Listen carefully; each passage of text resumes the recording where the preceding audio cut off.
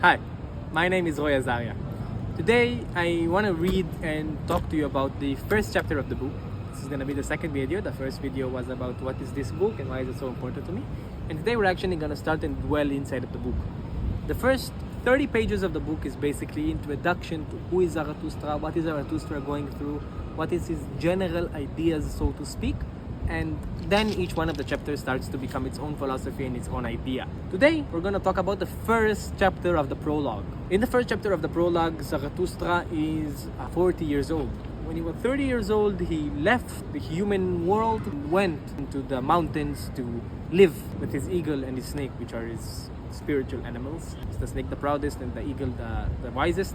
In the book, the snake is wrapped around the neck of the eagle and they're flying around in eternal circles around the sky, which basically comes to promote the idea that you have to live the high spiritual realm together with the world of needs and wants. Very different than ancient Greek philosophers that said that body and mind are two different things and you cannot combine. You have to leave the mind and the spiritual world and leave the body aside, a platonic friendship, whatnot. He said that no, it must be connected. You cannot leave one without another. And we'll talk about it much further later. There's full chapters only about this topic specifically. This book, generally speaking, is very much structured. You have to read every sentence on its own in order to really understand what's the meaning of the book and what it's trying to say. Like I'm doing in my videos where I'm stuttering and going from different locations all the time in my mind, exactly the book does. Even when he's speaking about one subject, he's going in different places. One of the sentences says something different, one of the sentences collides with the other sentence beforehand. You must read each sentence as its own. Don't really try to read it all through fast. Not only it will not work, you will not understand the book, and that's when you will lose its magic. So let's begin. Beginning of the book, Nietzsche says, when Zarathustra was 30 years old, he left his home in the lake of his home and went to the mountains. Here he held the enjoyment of his spirit and his solitude when he did not weary of it for 10 years. But at last his heart turned, and one morning he rose with the dawn, stepped before the sun, and spoke to it thus: Great star, what would your happiness be if you had not those for whom you shine? I think that this sentence specifically, out of all of the chapter that we've just read, really represents the beginning of the idea of Nietzsche's philosophy. As a human being, or as an entity, or whatever it is, whether you are an Ubermensch or whether you are an ultimate person, there is a need to give.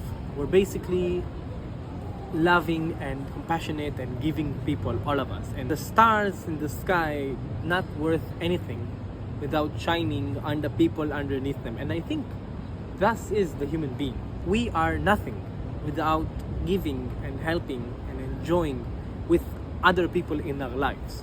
As long as we need to take care for ourselves, and as much as we need to take care of our mental health and intelligence, everything is great. But without giving, without asking back, we are doomed as human beings. And this is what the ultimate person does. The ultimate person in Nietzsche's book is basically the ultimate person is the worst version of humanity, and the Ubermensch is the best version of the human being. Kind of an evolution. He says that there is a very big steep in below, and you need to walk on a rope between the ultimate being and the Ubermensch, the Superman, so to speak in English. When you give without asking back, that's when you're an Ubermensch. And I think completely true. And Nietzsche also in this part discourages any part of altruism, and it's very important to understand. He does not think that altruism is what human beings are meant to do. Actually, the quite opposite. The ultimate being, the worst form of humanity, that's what altruism is. When you're giving without expecting anything backwards, in a way of, oh, I don't really want anything backwards, that's exactly when you are in the altruistic, that's exactly when you're an ultimate human being, because there is no such thing as giving without wanting something back. When he says something back, we don't really mean something transactional as immediate compensation. When he says something back, it basically means of a good feeling, good to have. Say you want to spoil your girlfriend, right? Spoiling your girlfriend, of course, because you want her to stay with you and you want her to trust you and you want her to take care of you and blah blah blah, but you're also doing it because it's fun to give to others. It's not altruistic.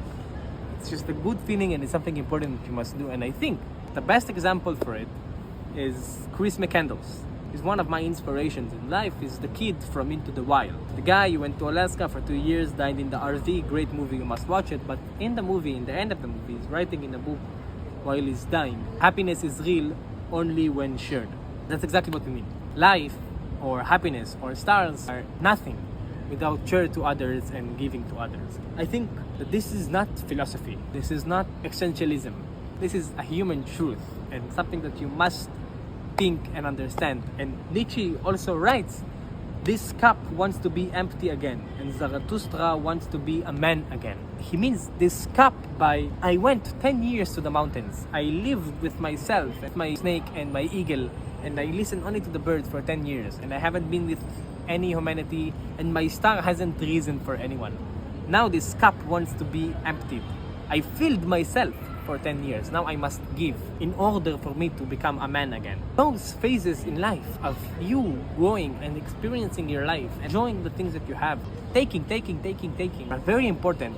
Fill your cup, empty it, fill your cup, empty it, and that's the circle of life, because you must do that all the time, again and again and again. Personal anecdote, one of my favorite stories, and I hope this guy is watching it. When I was a 15-year-old kid, I was a drummer, and I had a teacher for the drums. And there was this guy in the school that was 40 years old, and he went to a concert and said, hello, my name is this and this, and 40 years old and I have no kids. And then he went down the stage, and it's a very depressive thought to say in front of like 200, 300 people. And the guy laughed at him. The 13-year-old kid asked the drummer, why is he saying that? What, is an idiot? And he said, you don't have kids. Your head is stuck so deep in your ass that you don't think about anything else. Only me. That's how he speaks also. And then when you have kids, all of a sudden you take your head out of your ass, you look outside and you say, oh, there is other human beings in this world. And that's exactly what Nietzsche means. In order to be a man, you must fill your cup and empty it, not in an altruistic way. This is how life is, and this is how life must be. So please, don't be nice and don't be kind and don't give charities because that's the right thing to do. Do it because this will what makes you happy, and then you will see when you do that, you will give much easier, much happier, much nicer, and the guy that is receiving, or the woman so to speak, will love it and appreciate much further because you will feel that the energy is truthful and not so to say fake and progressive. Thank you guys for watching.